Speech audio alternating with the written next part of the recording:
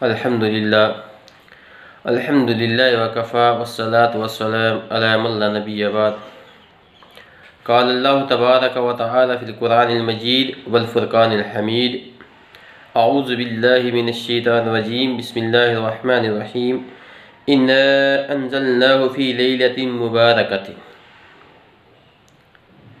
اللہ کا لاکھ لاکھ احسان ہے کہ اس اللہ رب العزت نے ہمیں اس ماہ مبارکہ کے روزے رکھنے کی توفیق عطا فرمائی، اور اللہ تعالیٰ نے ہمیں اس ماہ مبارک کا آخری عشرہ ہماری زندگیوں کے اندر لایا۔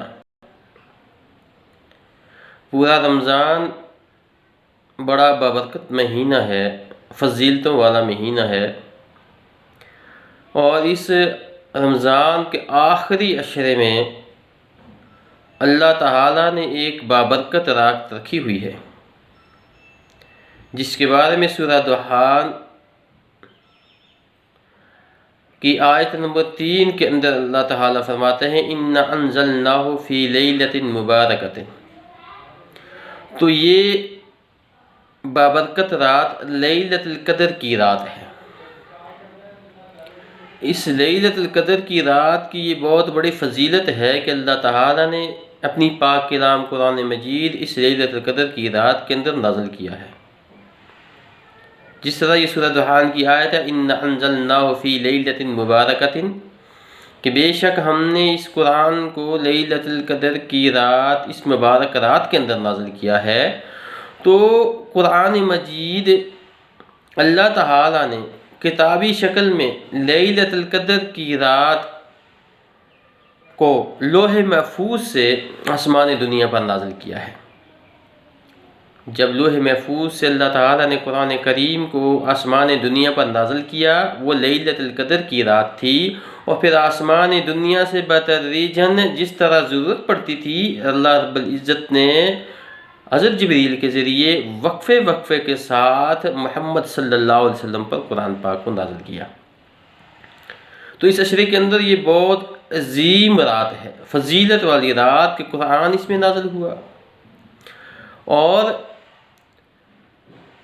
اس بات کی گواہی سورہ قدر کے اندر اللہ تعالیٰ فرماتے ہیں اِنَّا أَنزَلْنَاهُ فِي لَيْلَةِ الْقَدْرِ، کہ ہم نے اس قرآن کو لیلۃ القدر کی رات میں نازل کیا ہے۔ تو یہ لیلۃ القدر کی رات یہ رمضان کے مہینے کے آخری عشرے کی طاق راتوں میں ہے۔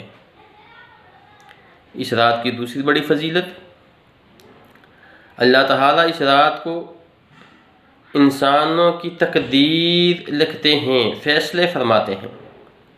بعض احباب 15 شعبان المعظم کی رات کو کہتے ہیں کہ اس رات یہ تقدیریں لکھی جاتی ہیں، فیصلے لکھے جاتے ہیں، حالانکہ یہ بات درست نہیں ہے۔ انسانوں کی تقدیر، ان کے فیصلے جو لکھے جاتے ہیں وہ لیلۃ القدر کی رات کو ہی لکھے جاتے ہیں، یہ بھی اس رات کو ایک فضیلت حاصل ہے۔ اور تیسری بڑی فضیلت جو اس رات کو حاصل ہے، رمضان کے اس مہینے کی آخری عشرے کی طاق راتوں کے اندر جو رات آتی ہے، وہ ہے اللہ تعالیٰ سورہ قدر کے اندر فرماتے ہیں اِنَّا أَنزَلْنَاهُ فِي لَيْلَةِ الْقَدْرِ وَمَا أَدْرَاكَ مَا لَيْلَةُ الْقَدْرِ لَيْلَةُ الْقَدْرِ خَيْرٌ مِّنْ أَلْفِ شَهْرٍ۔ سورہ قدر کی آیت نمبر 3 کے اندر کہ لیلۃ القدر خیر من الف شہر، لیلۃ القدر کی رات 1000 مہینوں سے بہتر رات ہے۔ یہ سب سے بڑی فضیلت ہے اس لیلۃ القدر کی رات۔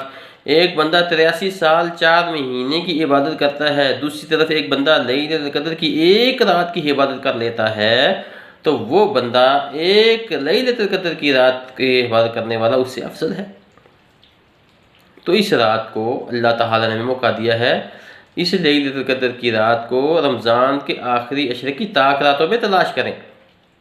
یہ نہیں کہ یہ رمضان کی 27ویں رات ہے۔ بعض لوگ کہتے ہیں کہ رمضان کی 27ویں رات ہی لیلۃ القدر کی رات ہے، یہ بات درست نہیں ہے۔ حضرت عائشہ صدیقہ رضی اللہ تعالی عنہا فرماتی ہیں، بخاری اور مسلم کی حدیث ہے، نبی کریم صلی اللہ علیہ وسلم نے فرمایا کہ لیلۃ القدر کی رات رمضان کے آخری عشرے کی طاق راتوں میں تلاش کرو۔ تو ان طاق راتوں میں 21 رمضان المبارک، 23 رمضان المبارک کی رات، 25 رمضان المبارک کی رات، 27 رمضان المبارک کی رات، 29 رمضان المبارک کی رات، ان 5 راتوں میں لیلۃ القدر تلاش کرو۔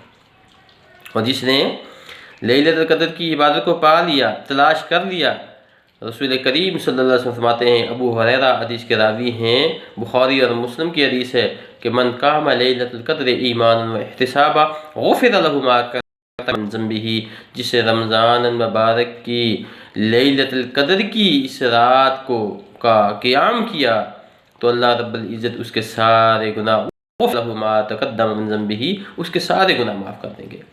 تو بڑی فضیلت والی، بڑی عظمت والی رات ہے۔ اللہ تعالیٰ نے ہمیں ہماری زندگیوں کے اندر رمضان کو لایا اور یہ آخری عشر ہم سے جا رہا ہے۔ ہمیں چاہیے کہ اس رات کو رمضان کے آخری عشر کی طاق راتوں کے اندر تلاش کر کے اس کے اندر عبادت کر کے اپنے گناہوں کو معاف فرما لیں، تاکہ اس کی عبادت کریں گے غفر له ما تقدم من ذنبه، اس ایک رات کی عبادت کرنے سے، قیام کرنے سے اللہ رب العزت سارے کے سارے گناہ معاف فرما دیں گے۔ اس رات کو 27ویں رات تک کی منسوب نہیں کیا جائے، بلکہ رمضان کے آخری عشر کی طاق راتوں میں اس کو تلاش کیا جائے۔